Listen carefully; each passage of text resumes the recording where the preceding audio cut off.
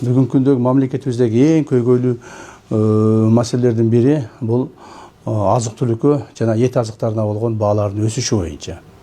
Бул боюнча мамлекетибизде, өкмөтүбүздө тиешелүү чаралар көрүлгөн. Ошонун негизинде өкмөттөн токтом кабыл алынган. Ошол токтомдо так көрсөтүлүп турат. Эт азыктарынын жана тамак аш азыктарынын бааларынын көтөрүлбөшү боюнча. Жана ошолорду контролдоп, бааларды бир таризде кармоо боюнча. Бирок ал нерселер эч жерде сакталбай атыптыр. Мен аны көрүп элден да угуп келдим. Базарларга да чыгып көрдүм. Мына кээ бир жерлерде эттин баалары 800-900 сомго чейин чыгып кетиптир. Кээ бир жерде 700-750 сомго чейин бар экен. Ал эми өкмөттүн токтомунда ошо 680 сомдон 700 сомдон ашырбасын деген. Эмне үчүн мындай болуп атат деп туруп анда изилдеп көрсөм, этти өзү мындай баягы дүңүнөн тапшыргандар, оптом тапшыргандар 450-500 сомдон алып келип тапшырат экен.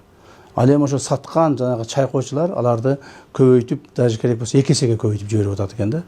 Ошондуктан биз ушул нерселерди, бааларды контролдошубуз керек. 450 сомдон алып келип сатса, 500 сомдон алып келип сатса, 550 сомдон сатса болот. 1 килограмм этке 50 сом кошсо болот. Ашып кетсе 100 сом кош 1 килограмм этке, ошондо 600 сомдон сатса болот. Ал эми бизде болсо 700, 800, 900 сомдон болуп кетип атыптыр. Муну ким контролдош керек эле? Мамлекет тарабынан. Муну мамлекет тарабынан контролдоого алган госантимонопольный комиссия бар. Ошолор агентство бар, ошолор караш керек эле. Жергиликтүү бийлик органдары караш керек эле. Акимдер, мэрлер, губернаторлор, эскиче айтканда губернаторлор, мына ошолорду тыкыр көзөмөлдөп, жана ошону өкмөттүн токтомун ишке ашырыш керек эле.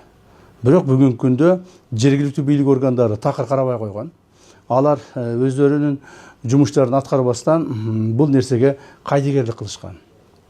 Ушул боюнча жергиликтүү бийлик органдарынын башчыларына мен кайрылып кетер элем жана айтып кетер элем.